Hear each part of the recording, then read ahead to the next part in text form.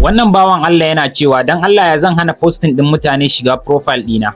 Okay, idan kana son hana mutane tagging ɗinka a Facebook ta yanda idan aka shigo profile ɗinka sai dai a tarar da posting ɗinka ba wai a tarar da na mutane barkate ba. Ai space ɗinka ne daman kamata yayi idan aka shigo shafinka a tarar da abubuwan da kake wallafawa ba wai a tarar da na mutane barkate ba. To ga yanda zaka yi maganin wannan matsalar. Zaka shigo cikin Facebook ɗinka sai ka taɓa alaman nan guda uku sannan sai ka yo ƙasa ka shiga cikin settings. Bayan settings ya bude maka zaka ƙara yo ƙasa. Ga nan inda aka rubuta profile and tagging sai ka shiga cikin sa. Nan gurin da aka rubuta who can post on your profile sai ka taba wajen friends din nan sai ka mai da shi only me.